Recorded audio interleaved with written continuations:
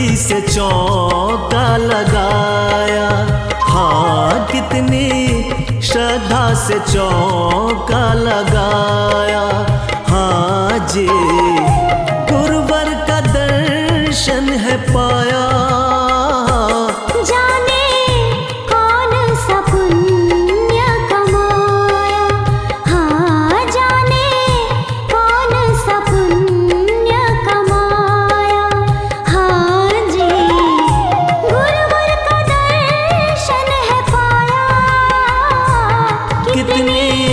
श्रद्धा से चौका लगाया।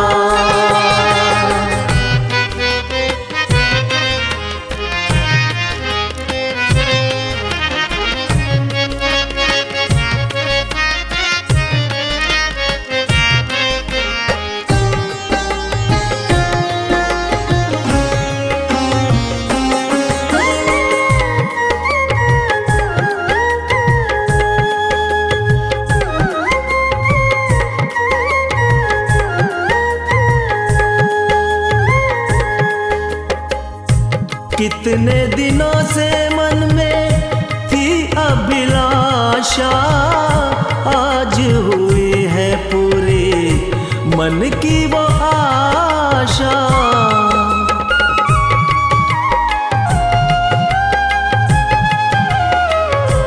कितने दिनों से मन में थी अभिलाषा, आज हुई है पूरी मेरी वो आशा। सारे घर में है आनंद छाया। हाँ सारे घर में है आनंद छाया। हाँ जी गुरुवर को पड़ गया। कितनी श्रद्धा से चौका लगाया। हाँ कितनी श्रद्धा से चौका लगाया।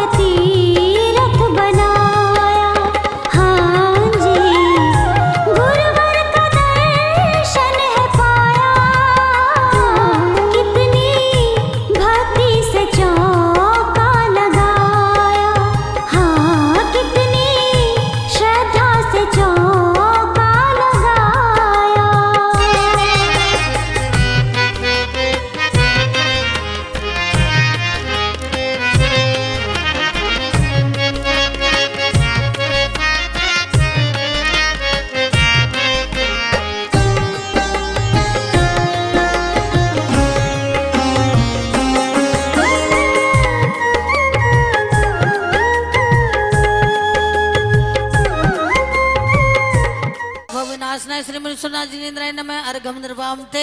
ओम नि अक्षय धन प्राप्त श्रीमन्नाथ जिनेन्द्राय नमः अर्घं निर्वामते। ओम ह्रीम अविनाशी सुख प्राप्त श्री मनीष व्रतनाथ जिनेन्द्राय नमः अर्घं निर्वामते। शाश्वत मुक्ति गगन के वासी सिद्धा लेके है प्रभु वासी शाश्वत पद पाने को आओ चरणों में प्रभु हर के चढ़ाओ ओम नीम शाश्वत पद प्राप्त है श्री विश्वनाथ जिनेन्द्राय नमः अर्घम निर्वामते नीम ज्येष्ठ स्थान प्राप्त है श्री विश्वनाथ जिनेन्द्राय नमः अर्घम निर्वामते विश्वनाथ जिनेन्द्राय नमः अर्घम निर्वामते भव्य बंद के मित्र हो सीख बुलाओ नाथ आस लगाए बैठे हैं शीघ्र दिखाओ बात ओम नीम धर्म बंधु श्री विश्वनाथ जिनेन्द्राय नमः अर्घम निर्वामते जन्म दोबारा हो नहीं ना धरती पर आए अंतिम जन्म भी हो मेरा इससे शीश झुकाए ओम नीम अंतिम जन्म प्राप्त है श्री विश्वनाथ जिनेन्द्राय नमः अर्घम निर्वामते ओम नीम मोह शत्रु विनाशनाय श्री विश्वनाथ जिनेन्द्राय नमः अर्घम निर्वामते स्वाहा के नाम से मिले मुझे भी बात ओम निम कार्य सिद्धि कराय श्री विश्वनाथ जिनेन्द्राय नमः अर्घम निर्वामते स्वाहा ओम निम थे वस्तु प्राप्त है श्री विश्वनाथ जिनेन्द्राय नमः अर्घम निर्वामते भगवान का मुकुट बन गया पूरे राजस्थान का ओम ने दिव्य रूप प्राप्त है श्री विश्वनाथ जिनेन्द्राय नमः अर्घम निर्वामते ओम निम करम मेल विनाशनाय श्री विश्वनाथ जिनेन्द्राय नमः अर्घम निर्वामते रवि साइंदा से पूजित उनका यश जग में गूंजित पूजा कर धन्य हुए हैं आनंद भी आज लिए हैं ओम ने पूज्य पद प्राप्त है श्री विश्वनाथ जिनेन्द्राय नमः अर्घम निर्वामते ज्ञान प्राप्त है श्री विश्वनाथ जिनेन्द्राय नमः अर्घम निर्वामते बाधा रहित सुख प्राप्त है श्री विश्वनाथ जिनेन्द्राय नमः अर्घम निर्वामते प्राप्त है श्री विश्वनाथ जिनेन्द्राय नमः अर्घम निर्वामते गमन कराय श्री विश्वनाथ जिनेन्द्राय नमः अर्घम निर्वामते ओम निमित ज्ञान नेत्र उन्मिलन कराय श्री विश्वनाथ जिनेन्द्राय नमः अर्घम निर्वामते जिनेन्द्राय नमः अर्घम निर्वामते ओम निम सर्व संकट हराय श्री विश्वनाथ जिनेन्द्राय नमः अर्घम निर्वामते ओम निम दुख सागर पार कराय श्री विश्वनाथ जिनेन्द्राय नमः अर्घम निर्वामते ओम निम सप्त भय रहित सुख प्राप्त है श्री विश्वनाथ जिनेन्द्राय नमः अर्घम निर्वामते ओम निम त्रिलोक विजय कराय श्री विश्वनाथ जिनेन्द्राय नमः अर्घम निर्वामते ओम निम लोक सुख रहित सुख प्राप्त है श्री मनीश्वरनाथ जिनेन्द्राय नमः अर्घ्यम निर्वामते निर्वामते स्वाहा शांति पा शांति वाटी तो कर्मों की बेड़ी काटी है शांति में भी पाओ चरणों में अर्घ चढ़ाओ ओम निम आत्मिक शांति प्राप्त है श्री विश्वनाथ जिनेन्द्राय नमः अर्घम निर्वामते आत्मिक सुख प्राप्त है श्री विश्वनाथ जिनेन्द्राय नमः अर्घम निर्वामते निज आत्मा के कार्य पूरे करके सिद्धि पाई है सत्कृत्य जिनवर हो गए मन शांति छवि मुस्काई है ओम ने कार्य सिद्धि कराई श्री विश्वनाथ जिनेन्द्राय नमः अर्घम निर्वामते ओम निमित चतुर्थ वलय मुनीश्वरनाथ जिनेन्द्राय पूर्णार्घम निर्वामते सहस्र विश्वनाथ जिनेन्द्राय नमः अर्घम निर्वामते कट भी टले जब से चरण को छुआ ओम निमित ग्रह क्लेश विनाशना श्री मुनीश्वरनाथ जिनेन्द्राय नमः अर्घम निर्वामते ओम निम मान कसाय विनाशना श्री मुनीश्वरनाथ जिनेन्द्राय नमः अर्घम निर्वामते मोहनीय क्रम विनाशना श्री मुनीश्वरनाथ जिनेन्द्राय नमः अर्घम निर्वामते जहाजपुर से चल कर के माता जी ने कल्पना भी नहीं की होगी उस समय तो, लेकिन आज निवाई में वो सौभाग्य सब निवासियों को मिल गया। आज माता जी यहाँ पर आई हैं, किंतु हमें तो वो दृश्य याद आ रहा है। हमने देखा नहीं था लेकिन सुना है, पढ़ा है। आचार्य श्री शांति सागर जी छाणी वाले महाराज और परम पूज्य चारित्र चक्रवर्ती आचार्य श्री शांति सागर जी महाराज दोनों आचार्य संघों का ब्यावर नगर में चातुर्मास हुआ था। तो बंधुओं, इसलिए साधुओं का मिलना दुर्लभ होता है, यह बात अवश्य है, लेकिन साधुओं के निमित्त से अनेक अनेक धर्म के विकास के कार्य होते हैं और विकास के कार्य के साथ साथ धर्म प्रभावना के अनेक कार्य संपन्न होते हैं। जहाजपुर हम पहले भी देख चुके थे। आचार्य कल्पप्रसाद जी महाराज के साथ हमने वहाँ पर जहाजपुर में दर्शन किए हैं, लेकिन उस समय इतना बड़ा विशाल क्षेत्र नहीं तैयार हुआ था। ये तो हमने कहा ना, जैसे कि साधुओं की दृष्टि जहाँ पर पड़ जाती है वहाँ पर फिर विकास हुए के बिना नहीं रहता। बंधुओं, क्षेत्रों के विकास हो रहे हैं और होना ही चाहिए। पद्मपुरा अतिशय क्षेत्र तो बहुत प्राचीन है, लेकिन हम समझते हैं शायद कि जब पद्मपुरा जाएंगे तो उस क्षेत्र को भी किसी विकसित रूप में देखेंगे। चातुर्मास वहाँ भी किया था हमने आचार्य कल्पवृक्ष जी महाराज के साथ। पद्मपुरा का जिनालय जिस रूप में था उस रूप में ही हमने देखा। कार्यालय से हुआ था, पीछे विशाल प्रतिमा पद्म प्रभु की खड़ी हुई थी, लेकिन अकेली प्रतिमा क्या करती वहाँ पर। तो पद्मपुरा वालियों ने प्रेरणा प्राप्त की, माता जी ने प्रेरणा दी कि ये 24 का निर्माण कर लिया जाए। तो ये क्षेत्र इसी प्रकार विकसित होते हैं जब जब साधुओं के प्रेरणाएं प्राप्त होती है और आशीर्वाद मिलते हैं तो क्षेत्रों का विकास होता है। एक सागर है, बहुत बड़ा है, बहुत बड़ा है, बहुत बड़ा है। एक नदी में इस पार से उस पार जाना हो तो तैरकर पार हुआ जा सकता है, मगर समुद्र को हाथों से तैरकर पार नहीं कर सकते हैं। समुद्र में तूफान बहुत आते हैं और जब तूफान आते हैं तो पानी से टकराते हैं। पानी से टकराते हैं तो लहरें बड़ी बड़ी उठने लगती हैं। तैरने वाला कैसे तैरेगा?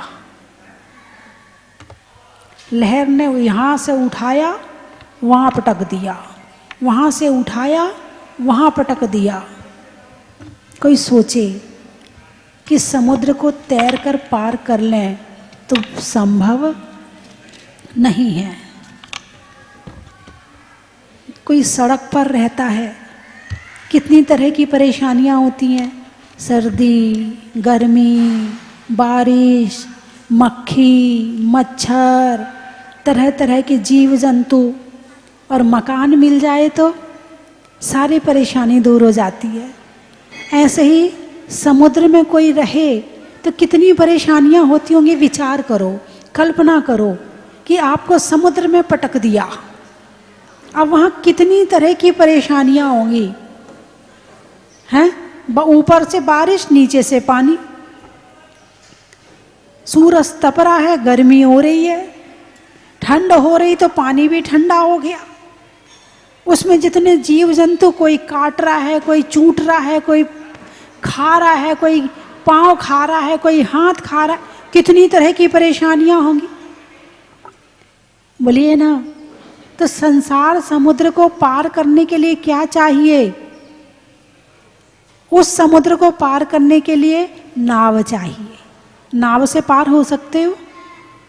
बोलिए ना। इतना बड़ा समुद्र छोटी सी नाव से पार हो सकता है क्या? अब जब वो समुद्र नाव से पार नहीं हो सकता तो उस समुद्र को पार करने के लिए क्या चाहिए? जहाज चाहिए। तो संसार समुद्र को पार करने के लिए क्या चाहिए? जहाज चाहिए। आप कहाँ बैठे हो?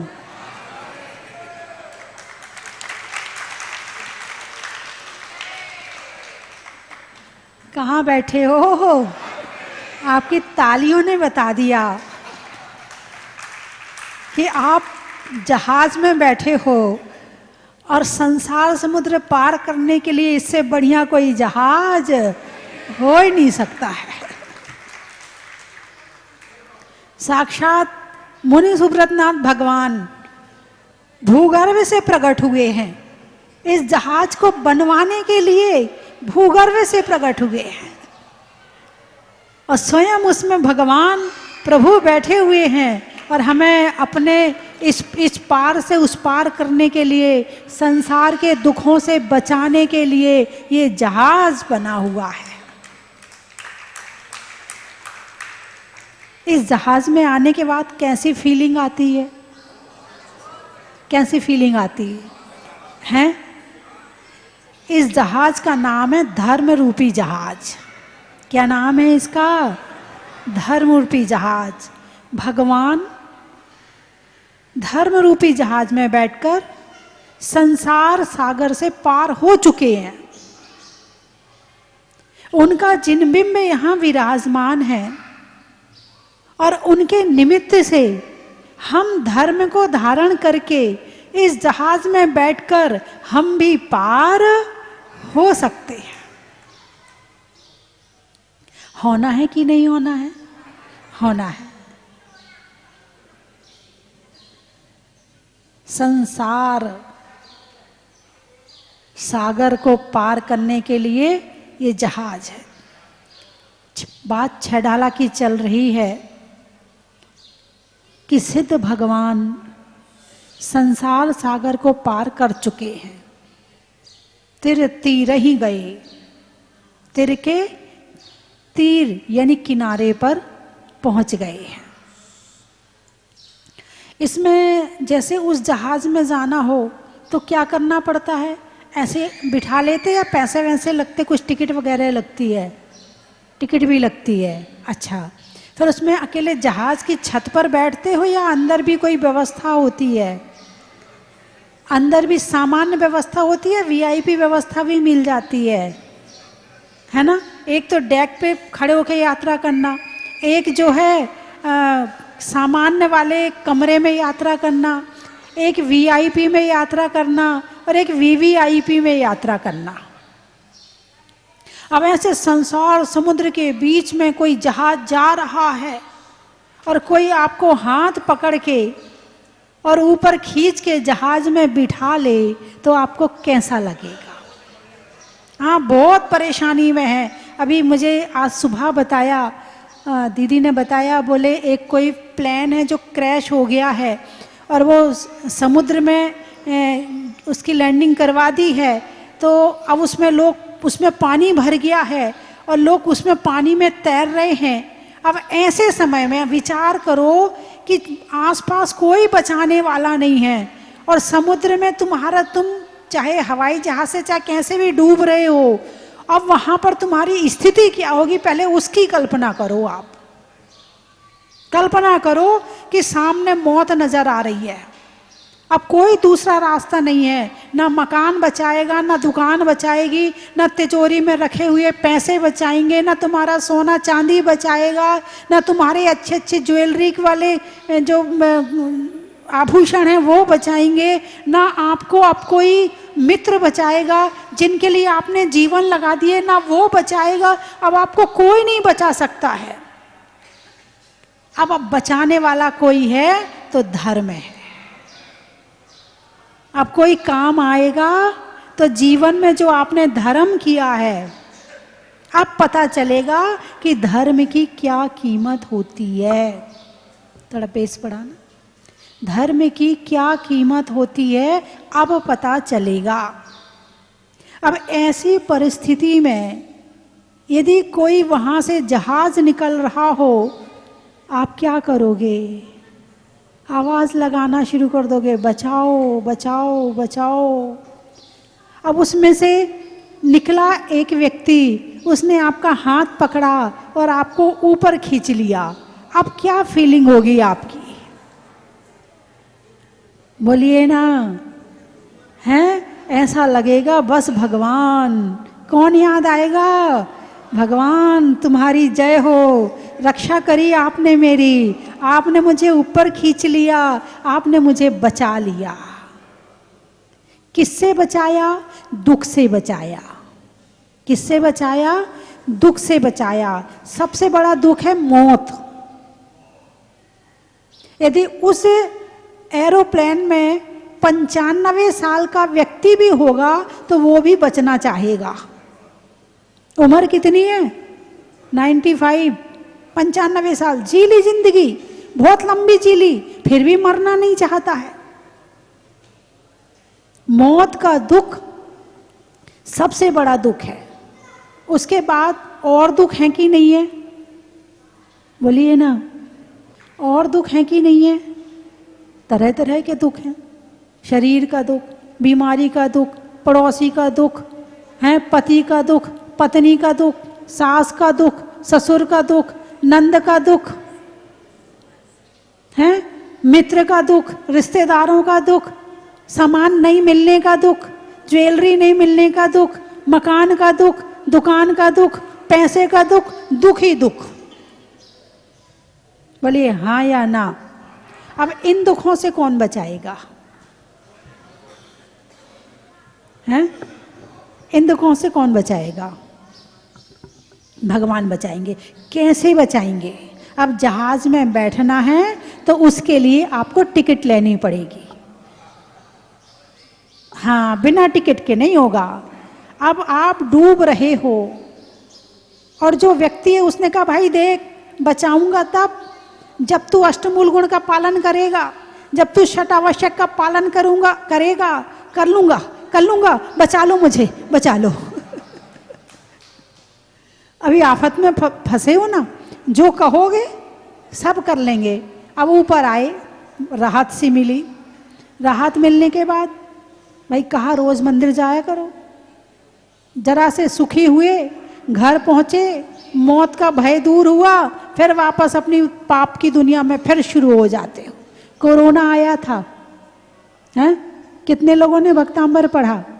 घर घर में भक्तांबर हो रहा था, घर घर में पाठ शुरू हो गए थे, घर घर में प्रवचन शुरू हो गए थे, घर घर में सारी चीजें शुरू हो गई थी। और जैसे ही कोरोना गया, बड़ा वैराग गया। कोरोना में लोगों को बड़ा वैराग गया। हाँ, अरे कुछ नहीं रखा इस संसार में, कौन कब चला जाए पता नहीं है, पता नहीं कौन सी बीमारी कहाँ आ जाए, पता नहीं कब चले जाए, कुछ नहीं पता है। और जैसे ही कोरोना गया सो वैराग्य भी चला गया।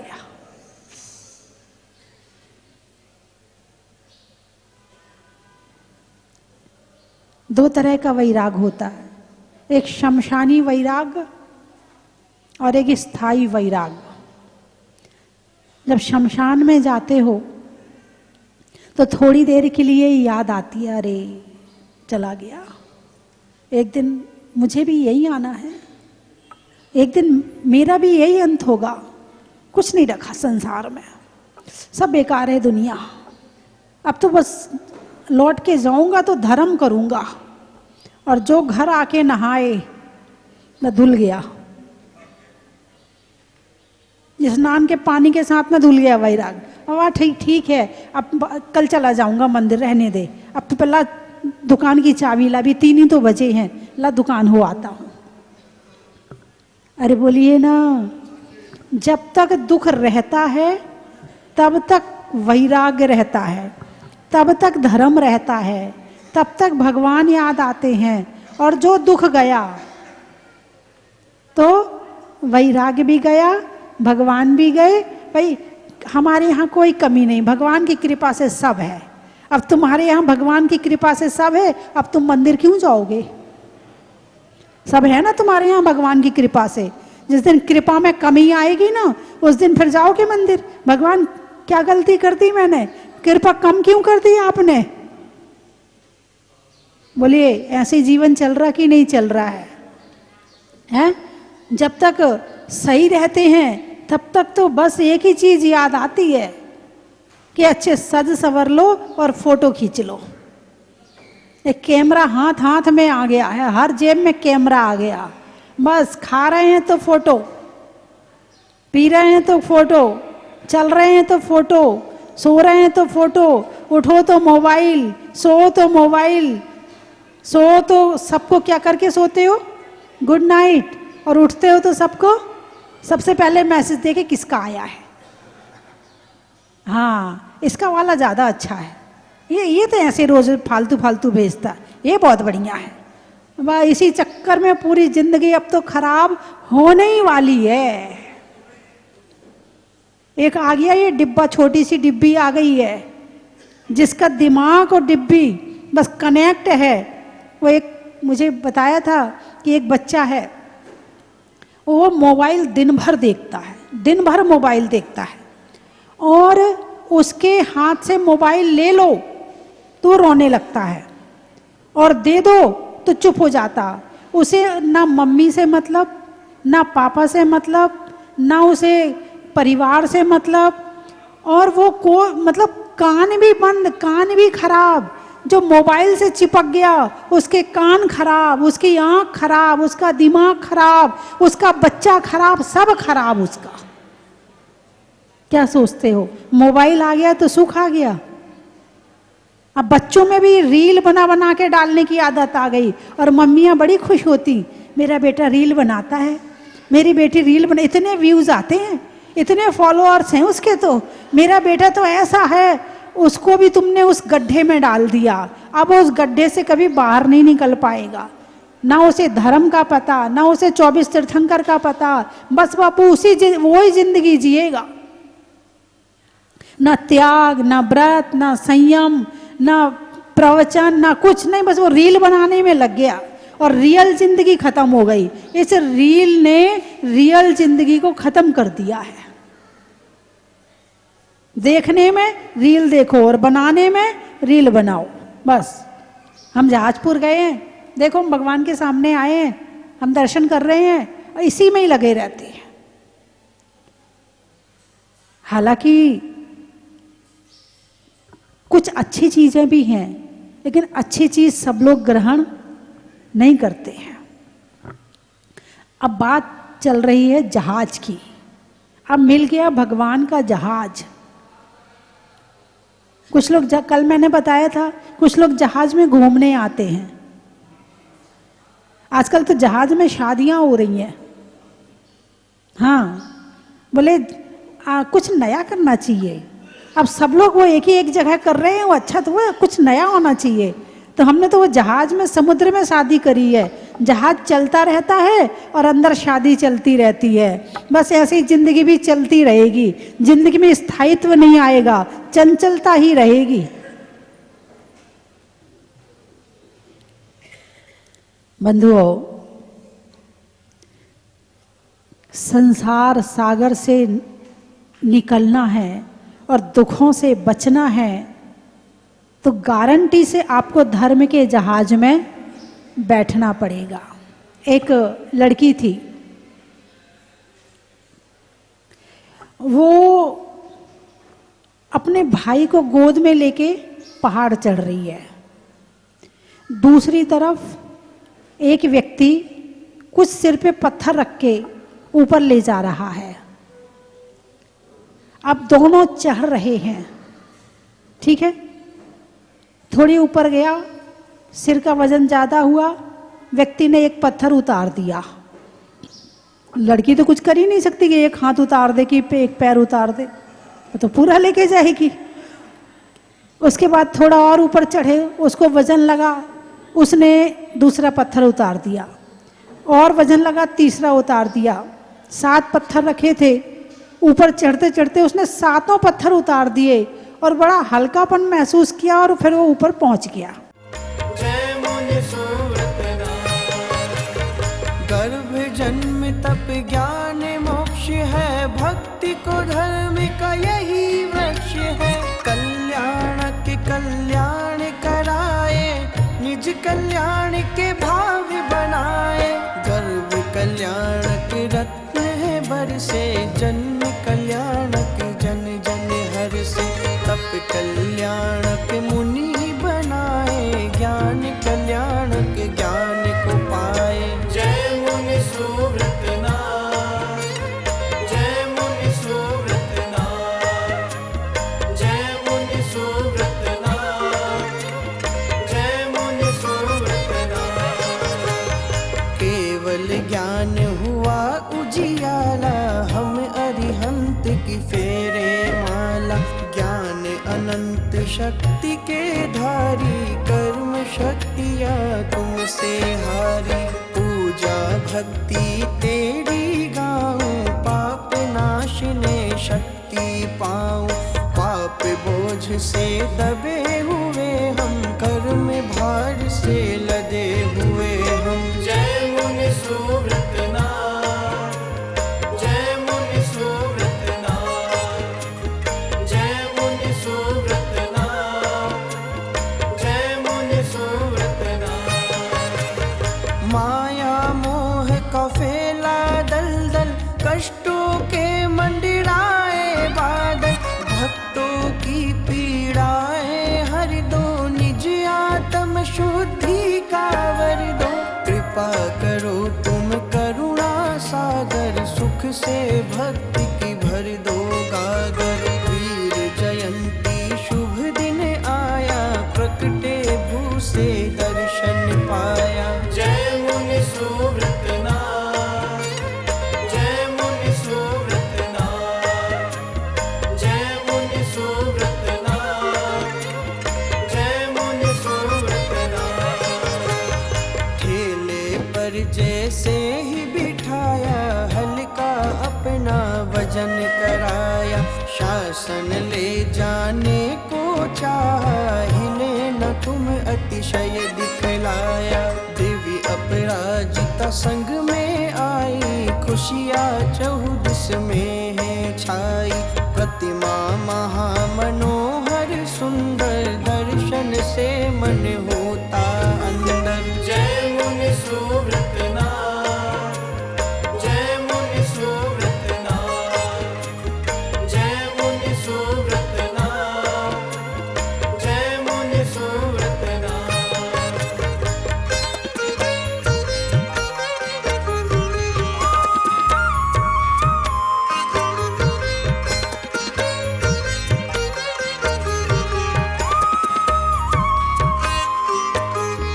भक्त एक टक तुम्हें निहारे, बार बार आने को विचार। जय मुनि सुव्रतनाथ। गर्भ जन्म तप ज्ञान मोक्ष है, भक्ति को धर्म का यही वृक्ष है।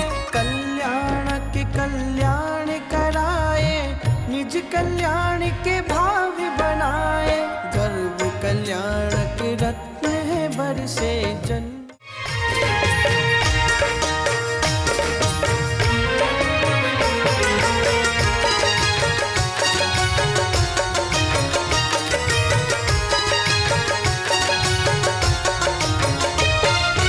पिता सुमित्र के राज दुलारे, माँ पद्मा जी के नैनों के तारे। पिता सुमित्र के राज दुलारे, माँ पद्मा जी के नैनों के तारे। राजगृही में जन्म लियो आप, राजगृही में जन्म लियो आप। आओ आओ मनाए खुशी आज आरती भगवन की। आओ आओ करे रे गुणगान, आरती भगवन की। आओ आओ करे रे गुणगान, आरती भगवन की।